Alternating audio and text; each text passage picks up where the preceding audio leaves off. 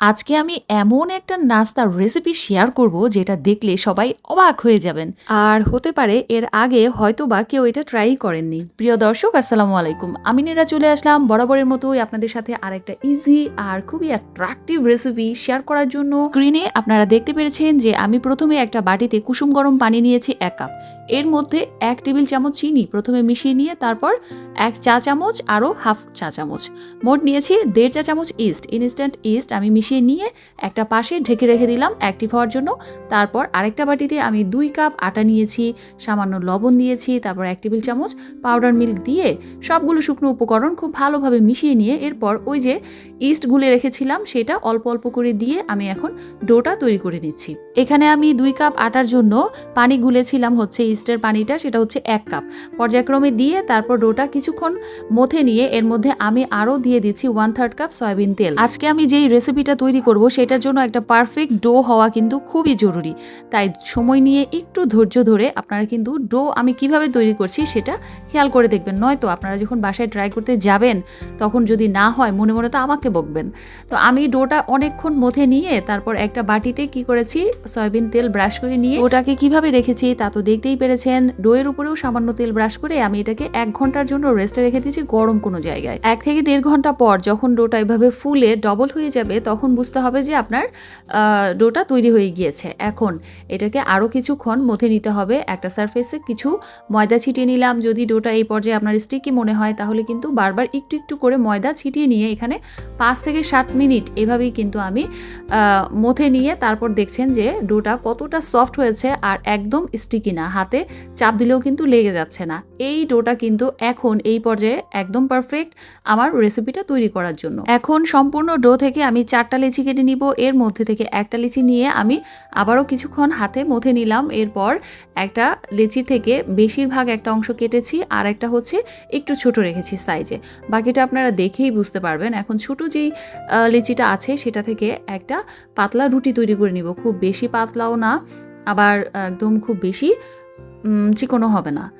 এই তো ছোট সাইজের একটা রুটি। এই রুটিটা কিন্তু আমি খুব বড় করিনি। এখন হচ্ছে আসল, এই যে বড় যেই অংশটা রেখেছিলাম লেচির সেটা থেকে আপনারা দেখতে পাচ্ছেন একটা ওভাল সিস্টেমে আমি প্রথমে এটাকে শেপ দিয়ে নিয়েছি। এখন অব্যবহৃত একটা স্কেল ভালোভাবে ধুয়ে তারপর ব্যবহার করতে হবে। এখানে যে স্কেলটা কাজে লাগে না আর কি, বা নতুন, আমি এটা নতুনই একটা স্কেল ব্যবহার করেছি। তারপর ভালোভাবে ধুয়ে এভাবে কিভাবে যে এটার মধ্যে শেপ করে নিলাম দেখতেই পাচ্ছি। এটা আসলে বলার মতো কিছু না, আপনারা দেখেই যথাসম্ভব আন্দাজ করে ফেলতে পারছেন।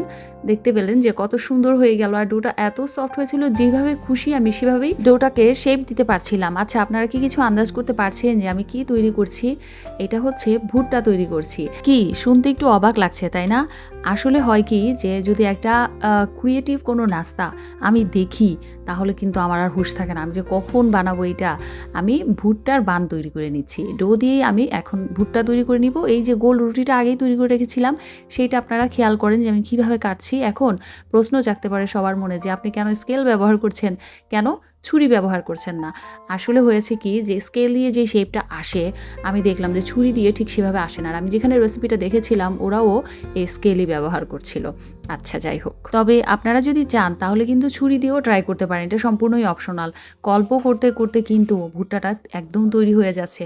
দেখতে পাচ্ছেন যে এটা কত সুন্দরভাবে তৈরি করে ফেলছি। আমি কিন্তু ভিডিওতে কোনো স্কিপ করিনি, আপনারা যেন সহজভাবে বুঝতে পারেন সেভাবেই আমি তৈরি করে নিচ্ছি। আর আপনারা যখন ট্রাই করবেন এটা বাসায় তখন দেখবেন কি যে আপনারাও পারছেন খুব ইজিলি।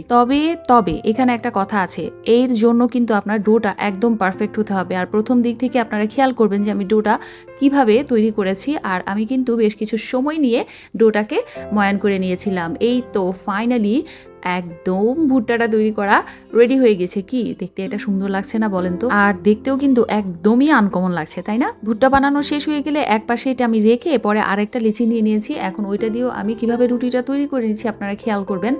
আমি কিন্তু ওভাল শেপের আরেকটা রুটি তৈরি করছি। যেহেতু আমি বলেছি যে ভুট্টা বান হবে, তো আমি এটার ভেতর চিন্তা করলাম বাচ্চারা যেহেতু খাবে একটু পুর ভরি না, তারপর আমি এখানে চিকেনের পুর দিয়ে দিচ্ছি। নিচের যে রুটিটা তৈরি করে নিলাম এটা কিন্তু মাঝারি মোটা থাকবে, খুব বেশি বেশি মোটা আবার খুব বেশি পাতলাও হবে না। আস্তে করে খুব সাবধানে ভুট্টাটা তুলে নিয়ে আমি ওইটার উপর বসিয়ে দিব। আর এই কাজগুলো কিন্তু একটু সাবধানেই করতে হবে। ভুট্টাটা যখন বসানো হয়ে যাবে তারপর আমি নিচের অংশটা ছুরি দিয়ে এভাবে ভুট্টার শেপ করে বাকিটুকু কেটে নিব।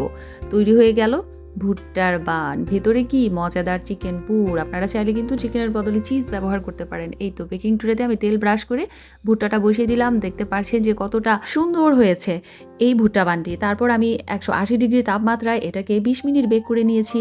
আজকের রেসিপিটা এই পর্যন্তই। কথা হবে পরবর্তী নতুন কোনো রেসিপিতে। আমার এই রেসিপিটা কেমন লাগলো অবশ্যই কিন্তু জানাতে ভুলবেন না। আল্লাহ হাফিজ।